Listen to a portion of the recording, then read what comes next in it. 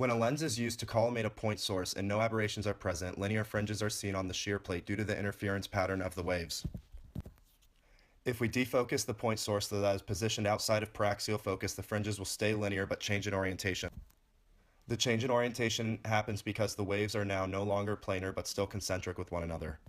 We can induce spherical aberration by changing the orientation of the lens. The fringes seen now have a slight S shape to them.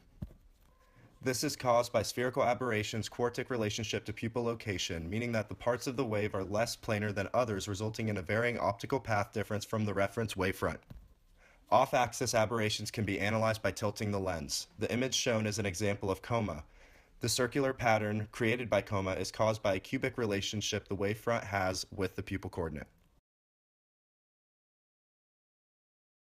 For this lab, we have a setup with a beam expander.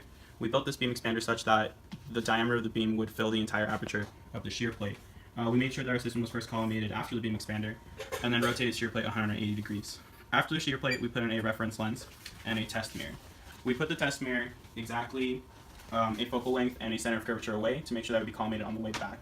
We then aligned everything intentionally so that we would minimize all off-axis aberration and only have spherical aberration present. You can see this with our fringes, where there's a slight S shape in the fringe pattern. We are now adding defocus into our system by moving the mirror along the z-axis. Right now we are going towards the shear plate.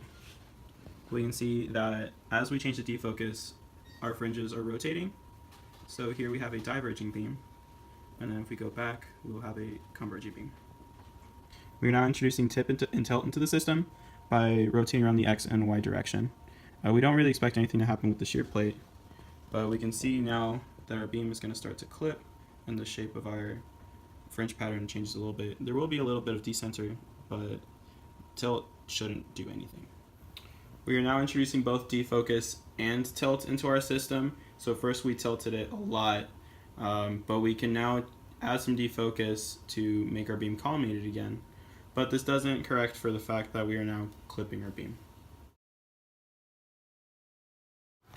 We now flipped our lens so that we have the most spherical aberration present in our system, and we can see that clearly in our fringes, a very defined S pattern. We're now adding defocus into our system. We can see that as we add more, our fringes start to straighten out, and this is because we can add defocus to compensate for the spherical aberration.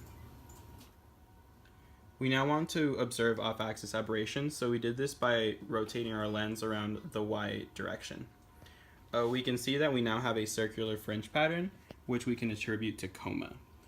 Now, if we rotate the shear plate by 90 degrees, we observe a different pattern. And this is because we're changing the shear plane, and we only rotated in one direction. So we should observe two different patterns, and one will have a more prominent coma than the other. We are now adding defocus into our off-axis aberration. We can see that it's just changing from light to dark in the center and around all the other fringes. So with our non-wedge homemade interferometer setup, we have our spatial filter, our collimating lens. We checked for collimation with our commercial shear plate interferometer with straight fringes, and that's also indicative of a center null fringe on our non-wedge shear plate.